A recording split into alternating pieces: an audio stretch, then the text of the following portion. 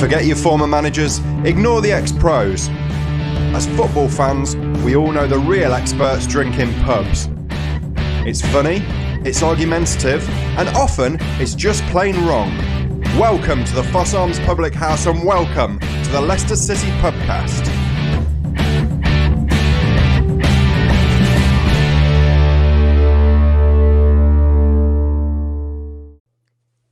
Hello everyone, welcome to a strangely content Foss Arms this evening, and we are coming off a losing weekend for Leicester City, of course, with that 2-0 reverse against Man City, but things are not as bad as they look on paper, as the three of us will discuss, and by the three of us, I of course mean myself, Tim and Killer. Good evening. Good evening, Tim. And Norm, good evening. Hi, Tim. Thank you for bearing with us for 2 weeks while we had the tedious and tiresome international break that we all despise as football fans, frankly, don't we?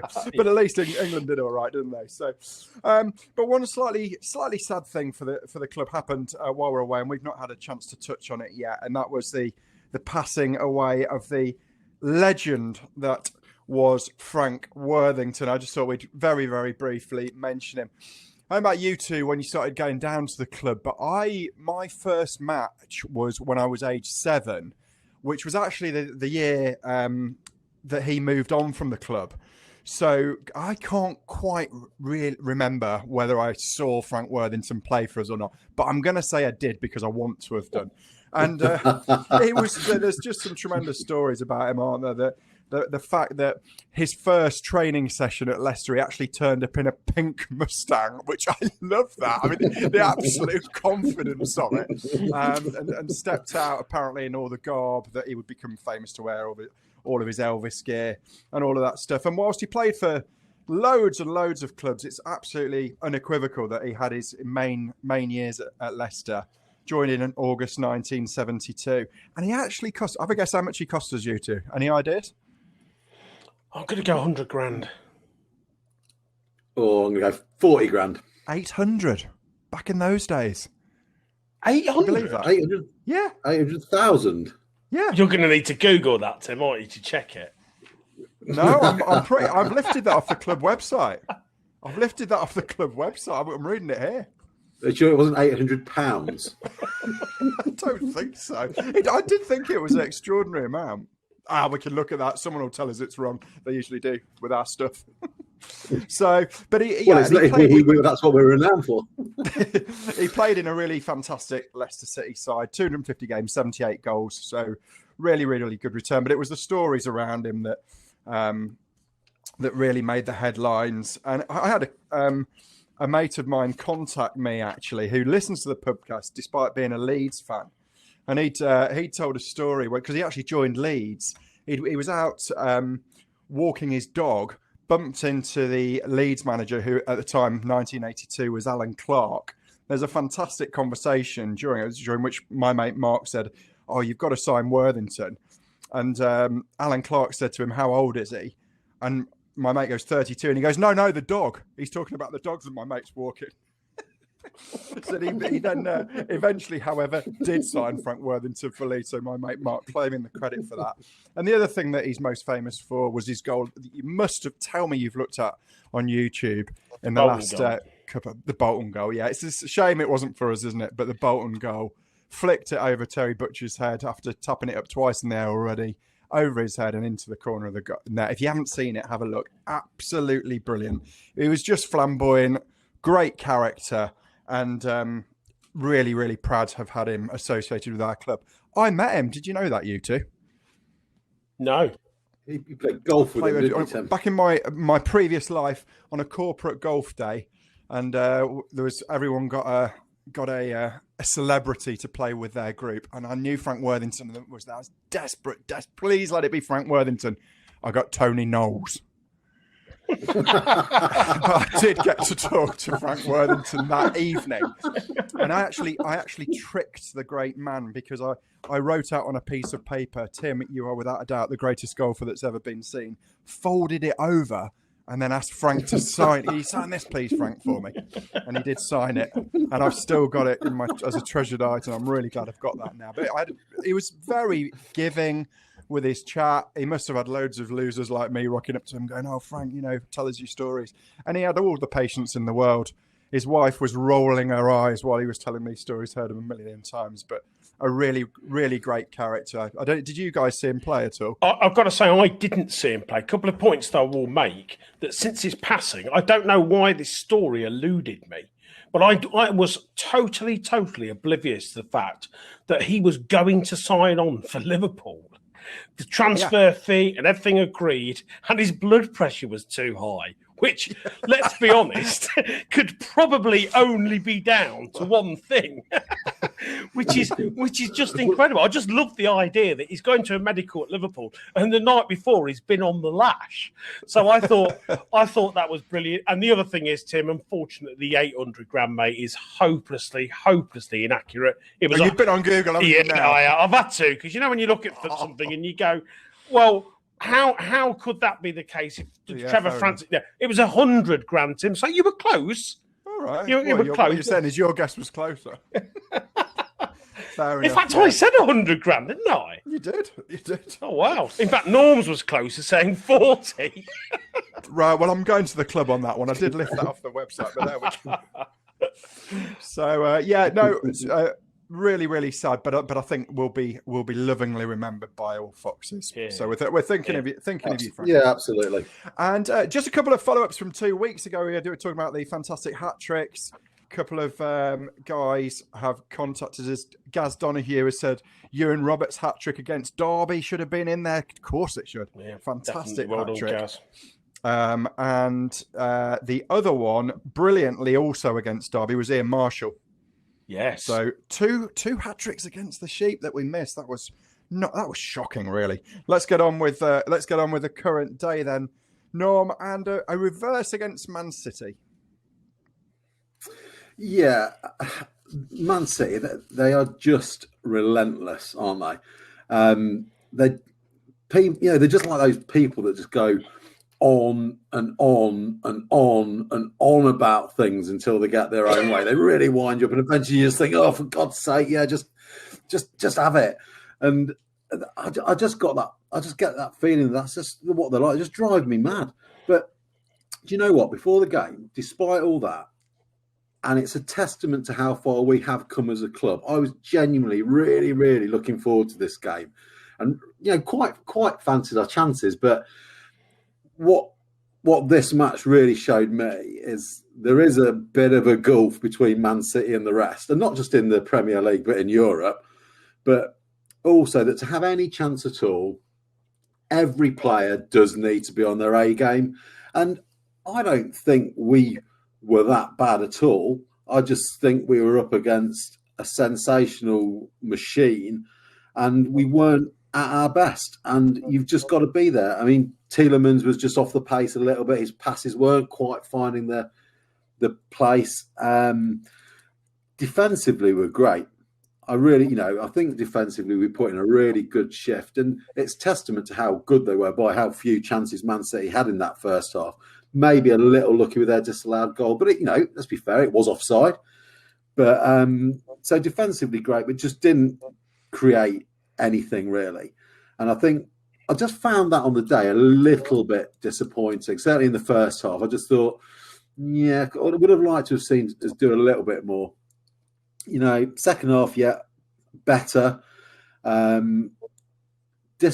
bit disappointed with Albrighton, I think. I don't want to blame him. He's been sensational recently, but I think that defensively he does struggle a little bit against really good opposition.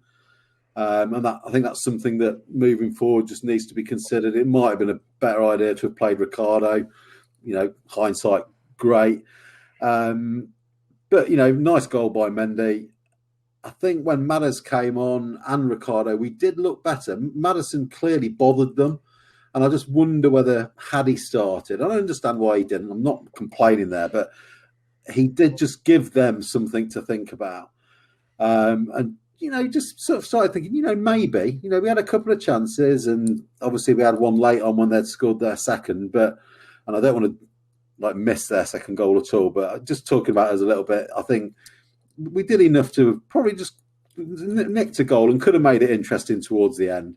But De Bruyne, or De Bruyne, as Carragher likes to call him. I mean, that is, apart from Yuri's through ball against Brighton that Iheanacho scored, that's got to be that's the best through ball I've seen for years. I mean, there's nothing you can do as a club against that. You know, you've got to hold your hands up and say, against any team, they would have scored from that ball. So, you know what? I've come away disappointed, but the results over the weekend haven't been horrendous. Not been 100% great, but actually that was a game. The reality was we were going to lose. It was, you know, I'm always hopeful that we're going to do better. But given that Spurs and Chelsea particularly, you know, lost points against teams they would expect to beat, I think all in all, we come away from the weekend in a better position than many of us would probably have ever have hoped. So, you know what? Fair enough. Well played, Leicester. Unlucky. Man City, quadruple could be on. I just hope we don't get them in the cup final if we're lucky enough to make it. I'm hoping that Chelsea can just do the business because I don't really fancy Man City in the FA Cup. Well, Killer, Norm has mentioned the other results, and that's why I mentioned it was a strangely content Foss Arms this evening, because if I'd have said to you, all right, we're going to lose to Man City, bit of a free hit anyway, no points there, but Chelsea won't get any points against West Brom, of all people. Spurs will only get 1 point against Newcastle, of all people, and Everton will only get 1 point against Palace, of all people, and remains to be seen what West Ham do. I think you'd have snapped my hand off for that, wouldn't you? Yeah, definitely snap your hand off. And just to go back to the points that Norm's making, I completely agree with him. Man City are that good now that the reality of it is if they turn up in the mood and they play well, they're going to beat you. End of story. And all I would say is I've been supporting Leicester since I was 8 years of age, and I've seen us take some terrible spankings. You know, I've seen us concede 6 against Man U, 6 against Villa, 6 against Leeds, 6 against Spurs. And these were all Leicester teams that were wobbling at the time. This isn't a wobbling Leicester team. This is a very good Leicester team. And even though we've had some poor results at home, this is a Leicester team that can give most teams a run for their money. That's the best performance I've ever seen on our pitch. That I just thought they were fantastic. So strong all the way through. As I said to one of my mates afterwards, the way Leicester City are run as a football club is actually very similar to Manchester City in a lot of ways. Good coach. I don't know if you've noticed that there's the very, very little controversy comes out of Man City, a little bit like Leicester. Great training facilities. They're looking to bring young players on. The difference is everything they do, it's got a 0 on the end of it compared with us. They're just bigger, better, more established football club. And when they beat you as comprehensively and play as well as that, you just got to put your hands up. Go back to your point, Tim. Yeah, you're absolutely right. It could have been an horrendous weekend. It could have all gone against us, and it didn't. So you've just got to turn around. I think Norm used the phrase free swing, and I would totally agree with that. I know we all, a little bit bravado, thought that Leicester could do a job on them. But to be honest, as soon as I saw the team, I thought, I was rather hoping John Stones was going to be playing. And when he wasn't, I got absolutely rock solid back four. I thought to myself, this is gonna be tough. Having said that, I don't know about you guys. I looked at Aguero and Jesus and thought that's a little bit gung ho with Pep to play both of those guys. Is that going to give us a little bit of room? And some of the stats, of course, as the game was being played, it was horrendous, wasn't it? I mean, there was 1 point where Manchester City had 56 passes and we'd had 0. It was like, oh my! Is that right? Yeah, it was men against boys stuff at time. This is a world class team. Will they win the quadruple? I don't know. I doubt it. But it's still 6-1 to win it. So the bookmakers seem to suggest they're going to come unstuck on something. But the domestic treble, it looks really strong for them. And again, just to echo Norm's point, we've got to beat Southampton. We've got to give them a lot of respect to watch them play against Burnley at the weekend. I thought they came back very, very strongly. So they're going to be a good opponent. But please, Man City in the FA Cup final could make us look really daft. And I'm like Norm. I'm hoping that Chelsea will just park the bus, park everything, take it to a penalty shootout, win on a penalty shootout. We'll take them at Wembley in the final then. And we've mentioned a few of our competitors, Norm, just to finish on this point, but just two we haven't mentioned. Should we be a little bit worried about West Ham and Liverpool? Well, you can't ignore West Ham just because they can get the closest to us with their games in hand and the fact we're playing them next week. Although I do understand that Rice is probably going to be out, so that's a bonus. But I suppose the way we've got to look about next week against West Ham is that if we can win that game, that almost puts them out of the race. Liverpool do concern me. I think they've got. We looked at the run-ins a couple of weeks ago, didn't we? And I don't think their run-ins that challenging. And they are the kind of team that if they get on song, they could win all their remaining games. You know, that would just be typical Liverpool. But I think we've probably got to look at teams like Chelsea who are dropping points as well. So, you know, we've still got, we've got a 5-point gap on Chelsea. If West Ham win tonight, okay, we'll be back down to, 4 points from fourth. But we've still got a 5-point gap on the team in fifth. So if we do our thing right, we'll be okay. We've got some good games coming up that are winnable, and it's in our hands. Let's make sure it remains in our hands. We are, of course, Leicester, and we want to also take the opportunity to say a big well done to the other Leicester City women's team, who really, by the way, if you followed that story, Jonathan Morgan and the team there done an absolutely brilliant job, who at the weekend got promoted from the Women's Championship into the Women's Super League. So well done there. And I thought, hold on a minute, we have this sporting capital thing going on in our heads sometimes. I had a quick look. We're top of the Basketball League. We're top of the Women's Basketball League. And I'll tell you what, if we could enter the boat racing Grand National, we'd probably win them as a city as well. So things aren't too bad at all. Right, Killer, you've been thinking about some legends who've graced our club, have you not? In the spirit of Frank Worthington. Absolutely. Very much in the spirit of Frank Worthington, actually. I just want to share with all of our listeners a story that I was told many, many years ago and really did make me smile. I'm going to take you back. It's Leicester City versus Chelsea. It's away at Stamford Bridge.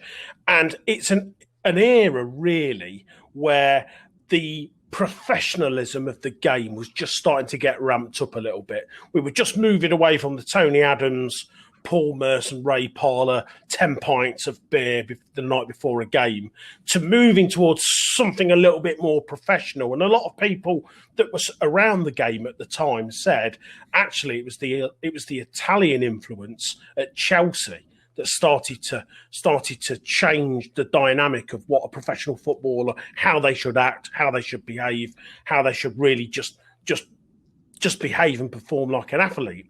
And this particular story was told by a friend of mine who was at the game, and he was really, really close. In those days, you used to actually get the seats were at the side of the pitch at Stamford Bridge, and he was really, really close to the dugout.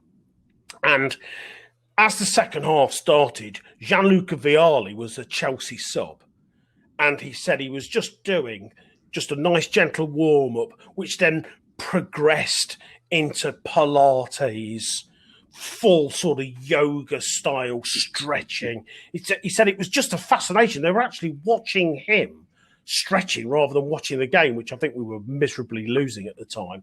But this was a guy that, if he was going to approach the field of play, was going to do so just properly warmed up, supple, just doing all of these really exotic stretching exercises. Meanwhile, Martin O'Neill turns round to one Ian Marshall, a player, to be fair, not known for his professionalism. It has to be said.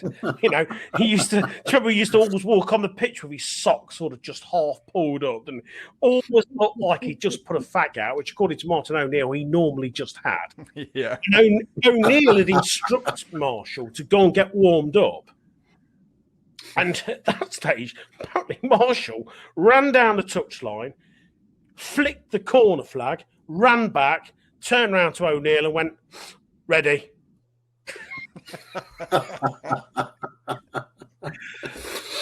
Ian Marshall, absolute legend for the club. And don't forget with Ian Marshall, we've touched on his hat-trick against Derby. Ian Marshall was one of those very, very rare players that could play centre back and did very competently and play up front.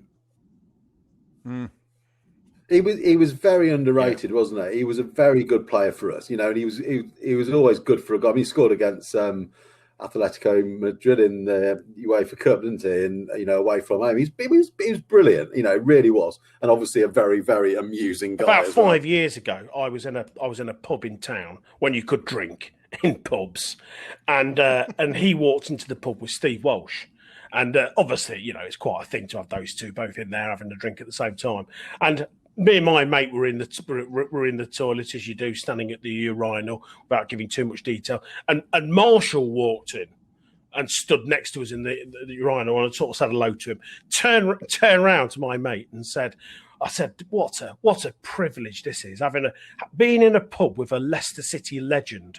Looked across at Marshall. He looked at me back and smiled and went, "Have you seen him? Steve Walsh is at the bar."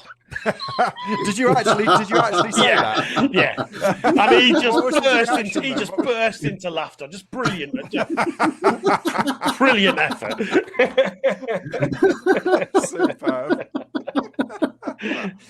That's great stuff. The other story about him isn't it? Given that big one going, when he was, his star was really in the ascendant at Leicester, but coming towards the end of his contract, and apparently said to all the team, and he had his contract negotiation with O'Neill, and he was going to go in and get another 3-year contract and this much money, blah blah.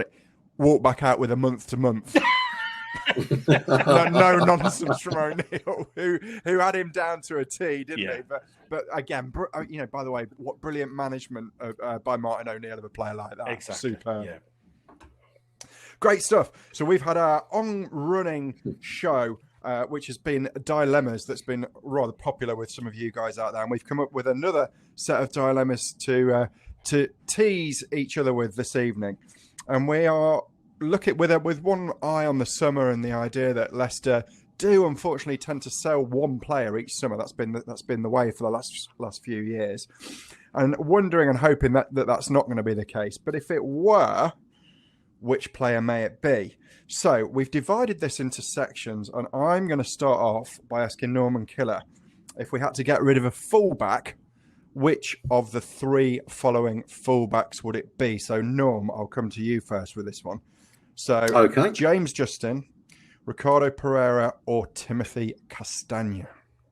And you have to give a rationale as well, clearly. Oh, obviously. I absolutely would not get rid of James Justin. He's young. He's been he was sensational up until his injury. He can only get better and better and better. So for me, he's off the table. So I've got to make a choice between Ricardo and Castagna. And given that at the beginning of the season, I was sort of suggesting Ricardo was probably as good as Trent Alexander-Arnold, and I'll probably be proved right, actually, given Alexander-Arnold's form at the moment. But it's going to be very difficult for me to say this, but I'm going to sell Ricardo. Ooh. Because I think Justin fits in his position better, and Castagna's better on the left than either of those two. So I am going to. I know it does sound ridiculous. I can't believe I'm saying it, but I'm going to go for Ricardo because of that. Justin on the right, Castagna on the left. That's my choice. Before I come into why you're wrong, let's hear Killers. Do you know what? I'm going to shock you here, and I agree with Norm.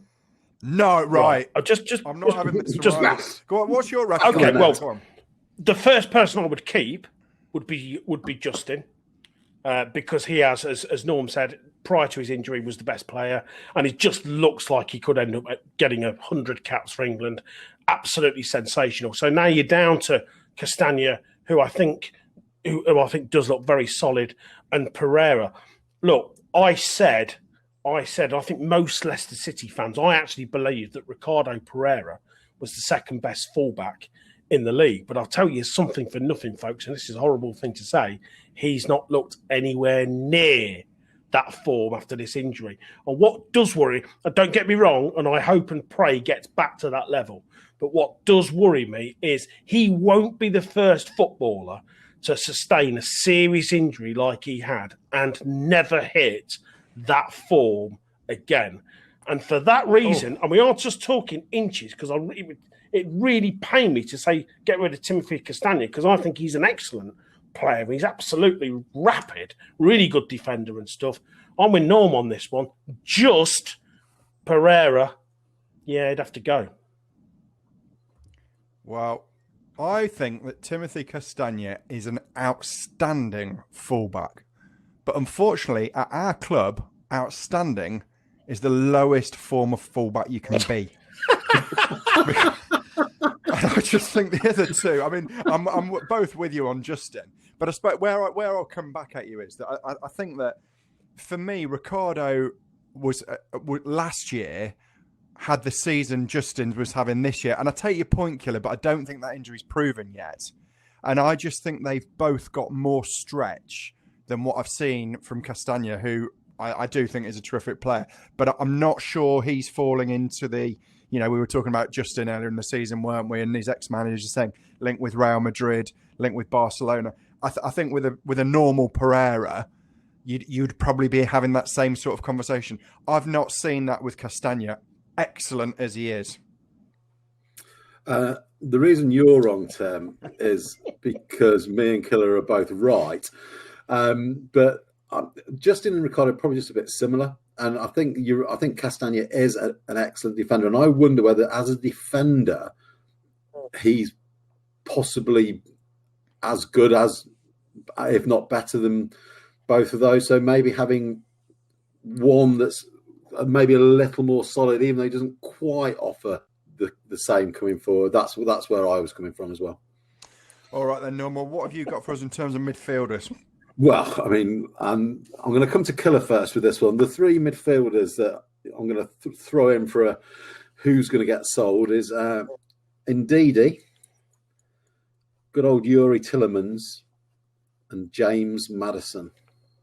I think this is easier than the fullback one. That was when I initially looked at this, I thought to myself, this is the rationale for this, I think, breaks this down quite nicely. Best holding midfielder in the country stays at the club. If any of you two say Wilfred Ndidi's got to go, by the way, this will be my last podcast. just a man. A slightly North Korean tint envelops the podcast. Yeah, I would suggest tempting. It'd be an altogether better show with more listeners. For the sake of upsetting one footballer. Okay. Indeed, he stays. Then I've just got to say, I think the heartbeat of that Leicester City central midfield is Yuri Tillemans. I just think it would be preposterous for him to leave, especially the potential. James Maddison, look, great footballer. We know that. We also know he's tinged with inconsistency. One thing that does worry me is this injury record of his. Really is starting to worry me. He's just picking up knot after knot, niggle after niggle, and we're just not really getting the game time off him. So a little bit easier. It still choked me to see him leave, James Maddison. Well, interesting, Killer, because as you know, we had this discussion earlier in the season about Madders versus Yuri, and I was a big defender of Madders, and my logic there was the flair and the fact that I thought Yuri can be a bit lazy at times. And I think I said 2 weeks ago, I really feel that has completely changed and that he's been the guy that's led us through this. And I think, as you're mentioning, unfortunately, we've started to see a way of playing, thanks to Kelechi, without Maddison. And I haven't lost any of my admiration for Maddison, but I suppose one way of sort of supporting this point is looking at the England situation. And I think at the start of this season, there was a handful of midfielders, weren't there? Foden, Grealish, Mount, Maddison. Probably not a lot to choose between them. You'd have perhaps had Foden at the top of that pile at the time. I think now most people would say Maddison is not going to the Euros. And that's not really particularly because of anything that he's done on the pitch that's not been great. Because in patches this season, he's been fantastic. But he has been so injured, and I do worry for him career-wise now that he's a player that's going to pick up injuries, really going to hamper what could be a fantastic career. So I'm going to agree with you on that. And well, I mean, I'd like to say and I'm going to tell you why you're both wrong, just to make the show more interesting. But I'm afraid I can't. Killer particularly echoed my sentiments exactly. Indeedy for me he is for all the reasons Killer said should stay. Tielemans the same, absolutely. And Tim, you added the fact he's not as lazy anymore. He has become the complete midfielder. Maddison, I thought he made us look better when he came on yesterday against Man City. I thought he's the kind of player that teams worry about a little bit. But you're right. I think he's the one that's replaceable.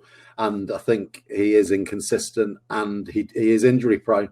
So, yeah, we're all in agreement on that one. So, Madders, thank you very much. But you are allowed to leave for a lot of money, though.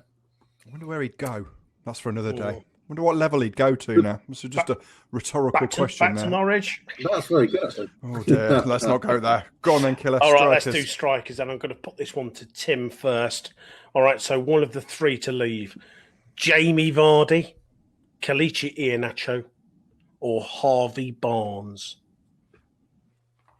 Well, obviously, anyone who ever says anything bad about Vardy, I'm down their throat immediately. So Vardy can never leave the football club.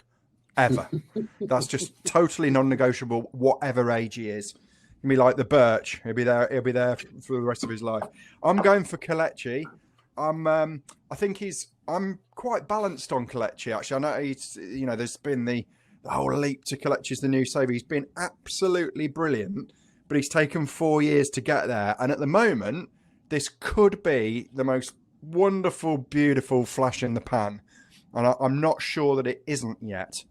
And that's the reason that I'm going with Kelechi, because I think Barnes, fantastic. His improvement is superb. And Vardy is Mr. Leicester City. Okay, Norm. Yeah. Oh, yeah. Very well said, Tim. Out of those three, Harvey Barnes will definitely stay. He's young, got so much development to go. He's an absolute like Ndidi and Justin on the previous two. Harvey Barnes is my must keep. Jamie Vardy's always kind of a must keep, but he is older and where's this going? I'm having no. There's a resignation. There's another resignation. This could get ugly. Well, I'm going to try and make another one. No one will be doing the show on his own next week. God help us. I have got to see Iheanacho be allowed to leave, but mainly because Vardy has still got 2 more years in him at least, and Iheanacho, like you alluded to, Tim, we just don't quite know which way he's going. So he's in reality way down the pecking order on that. So Vardy and Barnes have got to stay, and Iheanacho, yeah, I'd hate to see him at another club prove us all wrong, but yeah, that's my choice. Iheanacho as well. Yeah, okay, I'm going to agree with you two guys. To be honest, for all the reasons, I could never ever mutter the words Jamie Vardy should leave Leicester City. It's never going to happen. They could literally be bringing him on in a little wheelchair, and I'd still go, come on. He can still get his head on stuff, though. He's still got the pace. You know what I mean? You're quite right, Tim. He's Mr. Leicester City. I think that there should be a statue built of him very, very shortly. He can't go. Barnes shows more potential than Kelechi. The only thing I would say about Iheanacho, and I put my hand up in the air and go, I wrote the guy off. There's touches that I've seen of him recently where I think to myself, wow, that really is very, very good. Sometimes with a goal scorer, they just get hot, don't they? Do you remember that guy it was at Newcastle? Was it Cisse? Pepper. Oh yeah. And he scored every single time he played until the end of the season. Practically never scored again. So sometimes strikers do catch fire. I do look at some of his play, some of his control, and I just think to myself, there's something there. But of those three, I'm afraid he would be the guy that would have to go. Just a quick one on him then. This buyback clause. So Killer, I think you said 40 million he joined for? Is that right? As I understand it, yeah. Man City. Is that what you have it as, Norm? It's 40. And Man City always put a buyback clause now when they sell players, but I don't think for 1 second they're gonna activate it. No. What do you think, Norm? No. Well, I can't see that activate a buyout clause for Cleshi. No chance. He's not done enough. He's not. My only thought was he wouldn't play for them, but there would be some shrewd business to say, right, we'll activate that. Leicester, if you want him back, you got to pay another 10 million on top of that.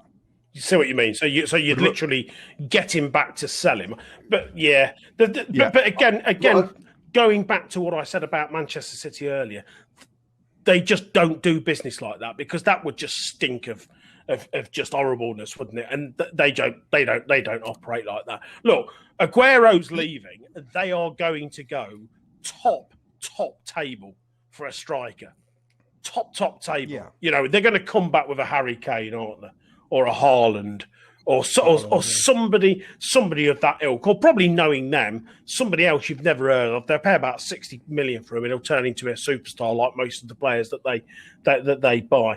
Kelechi, no, I'm afraid Pep would have one look at him and go, no, he's not quite ready. He's not good enough for us.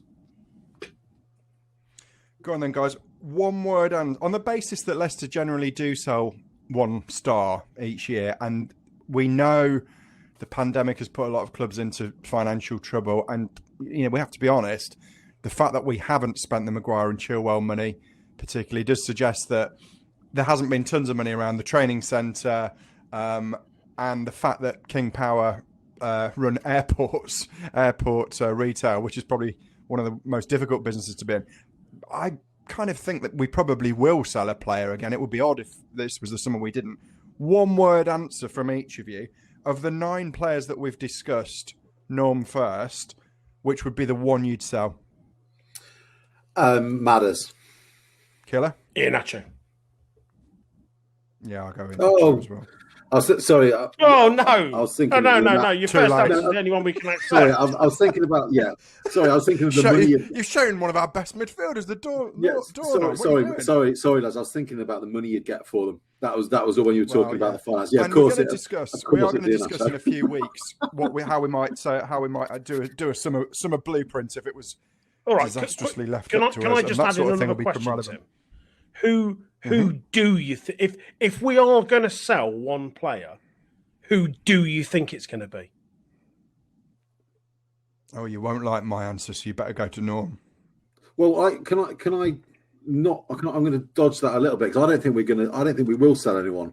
The Rodgers has come out and said basically our transfer, well, from what I understand or have read, our transfer plan this year is not necessarily to be buying, but to be keeping what we've already got. So if we get in the Champions League, I don't think we sell anyone. If we don't, then we are still a football club that has demonstrated that every player has its price. And make no mistake about it, I mean, we've got fantastic money for Harry Maguire. Let's just imagine the price is right, and Top turns round to Brendan and says, "Look, deal's done." Which player do you think we are most likely to sell, or at least have serious approaches for? Because actually, if you go through it, the sort of players you might have said pre-season, such as Maddison, no chance. I would say JJ, no chance now. Indeed, he's been in and out, even though he's brilliant. Well, I tell you it is, Killer. Yeah, I agree. I think it is. What about you, Noel? I think possibly, but I think he's likely to sign a new contract. If we can extend it away from that, someone like Soyuncu's been interesting in Liverpool, hasn't he? Soyuncu's actually got COVID. That's why he missed the game on Saturday. Yeah. I didn't realise that. But I think Tielemans is the one that's really developed and proving to be the player that we thought he was when he first came to Leicester. So that there is a danger there. Very definitely rare to get a player of that age with that level of experience. That is a shoe-in for most Champions League teams, isn't it? Hopefully we'll be one of them, and Norm will be right on that point. Right, Killer. All of a sudden, West Ham crept up behind us and tapped us on the shoulder and said, "We're not going away, and we're playing them next." Yeah. Look, the only thing I would say is we've got a good record there, haven't we? But I would say, tell me if you think I'm wrong. There's a couple of real surprises in the Premier League this year.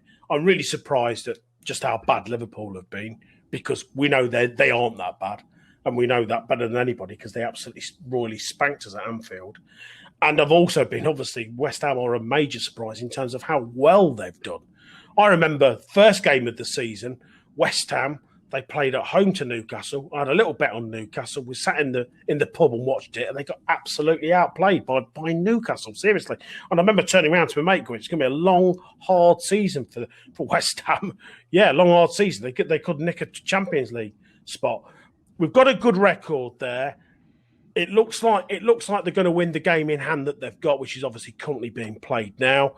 It's going to be a hell of a game, I tell you that for nothing. Really good game, but Leicester City away from home, folks. That's all you have to say.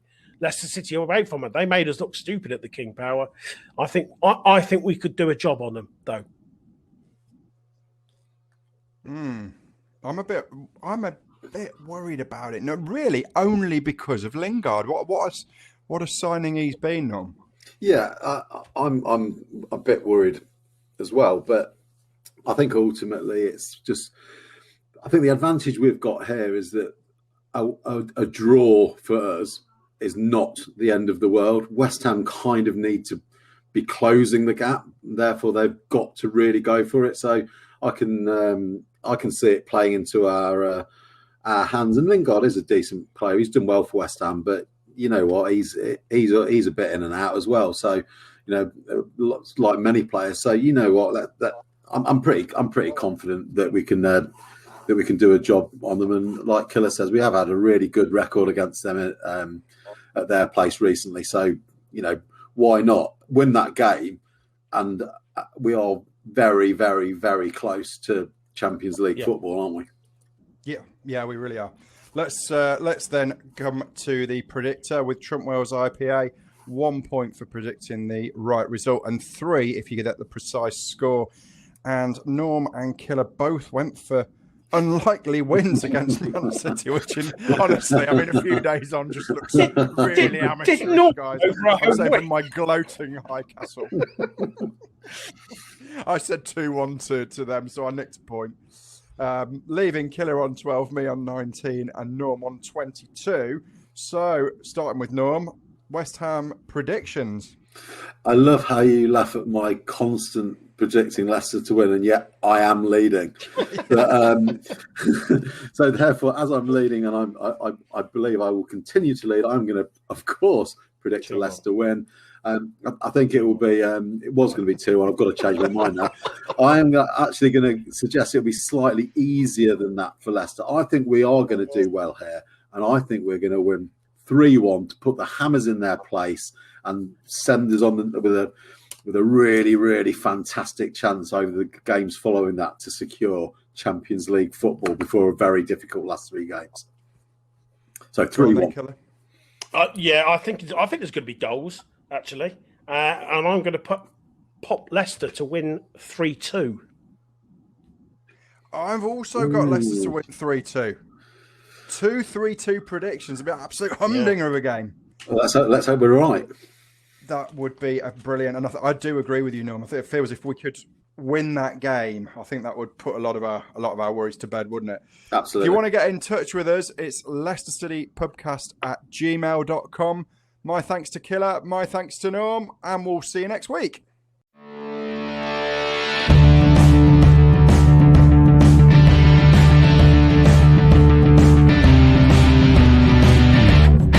Thanks for listening, everyone.